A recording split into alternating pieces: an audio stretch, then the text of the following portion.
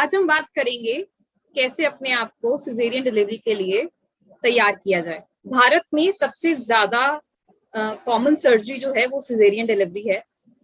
Private sector में 47.4% delivery जो होती हैं वो सिजेरियन डिलीवरी होती हैं। तो इसलिए बहुत जरूरी है कि उसके लिए आप प्रिपेयर रहें, क्योंकि जितना प्रिपेयर रहेंगे उतना ही जो एक ऑपरेशन होने का फियर है, जो एंजाइटी होती है, उसको कम किया जा सकता है और ये आपकी रिकवरी को भी आसान और स्मूथ बनाता है।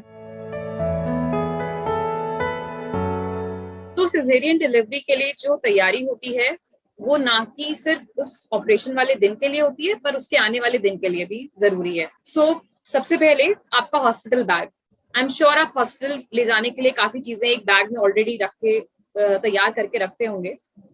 अपने हॉस्पिटल बैग को ड्यू डेट से एटलीस्ट 2 हफ्ते पहले तैयार करके रख लीजिए। कई बार डिलीवरी जल्दी भी हो जाती है। एंड कुछ चीजें होती हैं जो खासकर जरूरी होती हैं सी सेक्शन डिलीवरी के बाद, जैसे कि आपका एक फोल्डर जिसमें आपकी सारी दवाइयां, सारी मेडिकल इंफॉर्मेशन और जो भी आपके रिसेंट प्रिस्क्रिप्शंस हैं वो सारे जरूरी होने चाहिए। दूसरा, एक नर्सिंग पिलो या एक मोटा तकिया जो आप डिलीवरी के बाद यूज कर सकते हैं अपने बेबी को अपनी स्कार से ऊपर लिफ्ट करने के लिए, जिससे आपकी स्कार के ऊपर ज्यादा जोर नहीं पड़ेगा। तीसरा, कोई एब्जॉर्बेंट पैड या सैनिटरी नैपकिन या एब्जॉर्बेंट अंडरवेयर जो कि हाई वेस्ट हो और मुलायम हो, ताकि आपके स्कार के ऊपर वो रगड़े नहीं। तो ये 3 चीजें अगर आप अपने हॉस्पिटल बैग में रखेंगे तो आपकी रिकवरी में हेल्प होगी। कई बार होता है सिजेरियन सर्जरी यूजुअली 2 तरह की होती है, या तो इलेक्टिव जिसमें आपने खुद या आपने और आपके डॉक्टर ने खुद डिसीजन बनाया है इस सिजेरियन डिलीवरी या सर्जिकल डिलीवरी को करने का। दूसरी, इमरजेंसी, जब आपके या आपके बेबी की सेफ्टी के लिए ऑपरेशन ज्यादा सेफ ऑप्शन है। तो जब बात आपकी और आपके बेबी की सेफ्टी के लिए आती है तो आपकी मेडिकल टीम बिल्कुल एक मशीन की तरह काम करेगी, एकदम जल्दी जल्दी बिना, एंड शायद तब आप उनके पास इतना टाइम भी नहीं होगा कि वो आपको एक एक चीज एक्सप्लेन कर पाए। तो अगर आप पहले से ये जाने कि अच्छा प्रोसीजर में क्या होता है, कैसे कैसे चीजें एक के बाद एक होती हैं, तो उससे आपकी जो एंजाइटी लेवल है, जो घबराहट है एक ऑपरेशन होने की, उसको कम किया जा सकता है और जो आपकी डिलीवरी है उसको लेस स्केरी बनाया जा सकता है। इस बारे में सिजेरियन डिलीवरी का प्रोसीजर क्या होता है, इस बारे में पढ़िए, अपनी गायनेकोलॉजिस्ट से बात करिए ताकि वो आपको अच्छे से एक्सप्लेन कर सके पहले से, ताकि अगर इमरजेंसी सी सेक्शन हुआ तो आप उतना घबराए नहीं। आपके शरीर में दर्द और बदलाव होना सामान्य है, नॉर्मल है। ये समझना जरूरी है कि जस्ट कुछ घंटे पहले आपका एक मेजर ऑपरेशन हुआ है जिसमें 10 सेंटीमीटर का इंसिजन करा गया था। शुरुआत के कुछ दिन में पेन होना नॉर्मल है। जो चीजें आपको पहले आसान लगती थी वो अब शायद थोड़ी दर्दनाक होंगी, थोड़ी मुश्किल होंगी करने में, जैसे कि बेड से उठना या उठ के चल के बाथरूम जाना या सीधे बैठना भी। ये चीजें मुश्किल हो सकती हैं।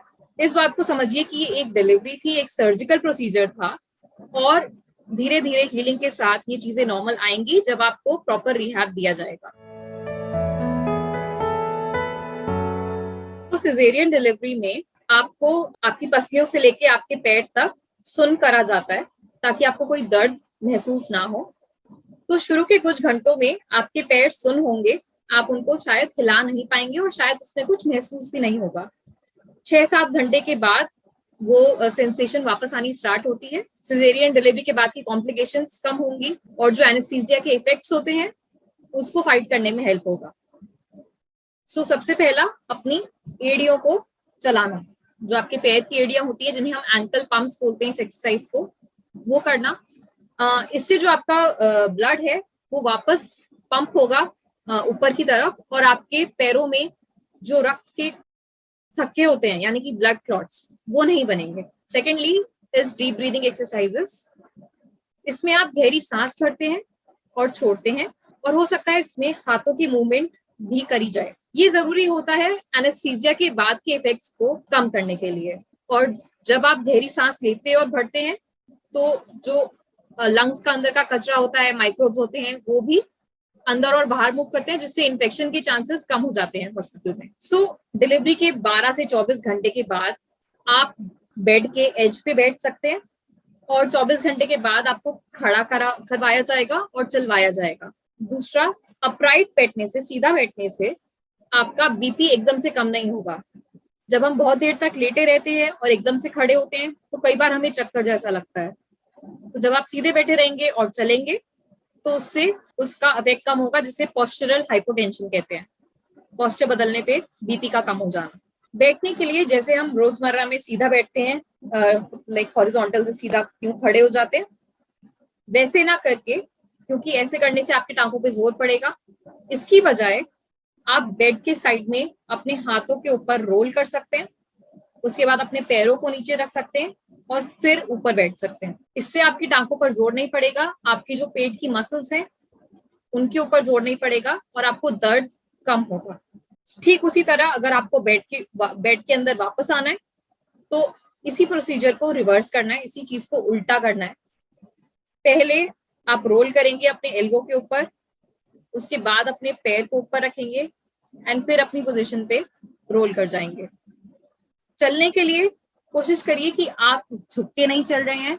ऑपरेशन के बाद ये अक्सर देखा जाता है कि दर्द को कम करने के लिए ये ऑटोमेटिक रिस्पॉन्स होता है, अपने आप ही हमारी बॉडी आगे की तरफ झुक जाती है। ऐसा ना करके सीधे चलने की कोशिश करिए।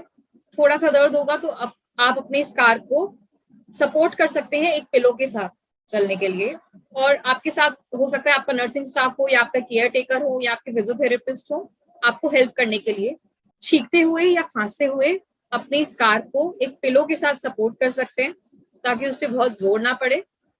सेकेंडली, झुकना नहीं है, पूरा आगे की तरफ बेंड नहीं होना है। तीसरा, कुछ भारी सामान नहीं उठाना है।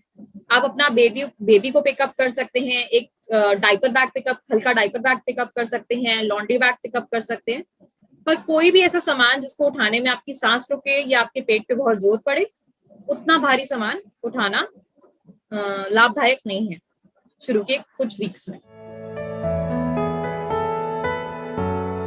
एक सिजेरियन स्कार की हीलिंग में 4 से 6 हफ्ते कम से कम लगते हैं, कई बार लोगों में 6 से 8 हफ्ते भी लगते हैं। तो इन 4 से 8 हफ्तों के बीच में आपका जो फोकस होना चाहिए वो है, फर्स्ट ऑफ ऑल इन्फेक्शन को प्रिवेंट करना, दूसरा उस स्कार को प्रोटेक्ट करना, और तीसरा अपनी एक्टिविटीज को इस तरह से बदलना ताकि उस स्कार पे बहुत जोर ना पड़े, बट उसी टाइम आप अपनी हीलिंग को कंटिन्यू रखें मूवमेंट्स के साथ। सो आपके पास एक लिमिटेड विंडो होती है अपने स्कार को प्रोटेक्ट करने की, तो सीधा एकदम ही हेवी एक्सरसाइजेस के ऊपर ना जाएं, अपनी बॉडी को टाइम दे रेस्ट होने का, रिकवर करने का। आप मूवमेंट्स कर सकते हैं अपने घर के अराउंड, आप वॉक कर सकते हैं। 6 हफ्ते के बाद जब आप अपने डॉक्टर के पास फिर से चेकअप के लिए जाएंगे एंड वो आपको बताएंगे कि आप अब एक्सरसाइजेस कर सकते हैं सेफली, तब आप धीरे धीरे किसी फिजियोथेरेपिस्ट के साथ अपना एक्सरसाइज प्रोग्राम स्टार्ट कर सकते हैं, जिसमें आपको कम लेवल की एक्टिविटी से हायर लेवल की एक्टिविटी पर ले जाया जाएगा। सुपरविजन भी करना किसी प्रोफेशनल के साथ करना इसलिए जरूरी है क्योंकि आपका स्कार तब भी हील कर रहा होता है। ऑल्दो बाहर का स्कार हील कर जाता है, बट जो स्कार यूट्रस पे है वो तब भी हील कर रहा होता है। तो इसलिए एक सुपरविजन के साथ इन एक्सरसाइजेस को करना, एक सिस्टमैटिक व्यू में करना बहुत जरूरी है। 0 से 6 हफ्ते के बीच का जो टाइम है उसमें अपनी बॉडी को सुनना बहुत बहुत इंपॉर्टेंट है।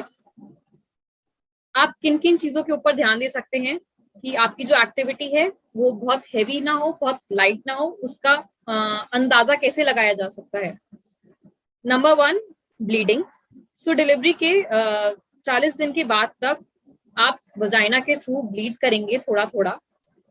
अगर आपकी ब्लीडिंग किसी एक्टिविटी के बाद बढ़ रही है तो उस एक्टिविटी को कम करिए या आप तुरंत अपने डॉक्टर से बात करिए। सेकेंडली, पेन हमारी बॉडी को सिग्नल देता है कि क्या चीज आपके लिए फायदेमंद हो रही है, किस चीज से नुकसान हो रहा है।